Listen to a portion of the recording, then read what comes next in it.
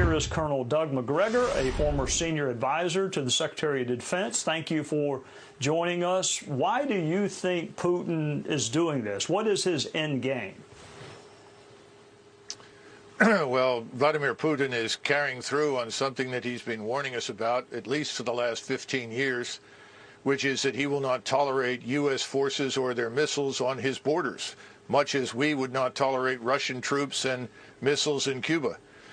And we ignored him, and he finally acted. He was not going to allow Ukraine under any circumstances to join NATO. What's happened now is that the battle in eastern Ukraine is really almost over. All the Ukrainian troops there have been largely surrounded and cut off. You have a concentration down in the southeast of 30 to 40,000 of them.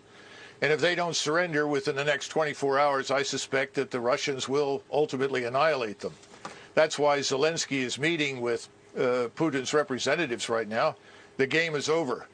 And he's going to have to negotiate the best deal he can get. And we've already told him, the President of the United States has, that if he opts for neutrality for Ukraine, we'll back him. And I think that Vladimir Putin will do that for Western Ukraine. That is the Ukraine beyond the Dnieper River. But behind it in the east, where he is now, I'm not sure what he has planned there, whether he forms another republic, annexes it into Russia, because historically it has been Russian. But the territory west of Ukraine is not. He knows that, and he's happy to live with that as a neutral state. I am not a military expert. I'm not even an expert on geography. But if he takes Ukraine and Ukraine abuts Poland, then he's going to have a NATO country abutting him. So if that's what he doesn't want, then isn't he going to just have to keep going until he runs out of NATO countries? I guess I should say it again. He has no interest in crossing the Dnieper and heading west to the Polish border. I think you're going to find from these negotiations he's quite willing to neutralize that territory on the Austrian or the Finnish model. Right now, Russia already touches Estonia and part of Latvia. White Russia, of course, touches Lithuania.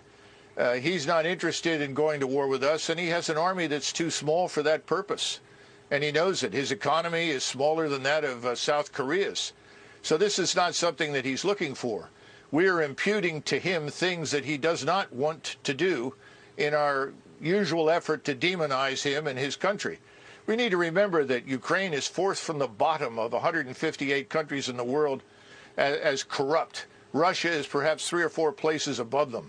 This is not the liberal democracy, the shining example that everyone says it is. Far from it. Mr. Zelensky has jailed journalists and his political opposition.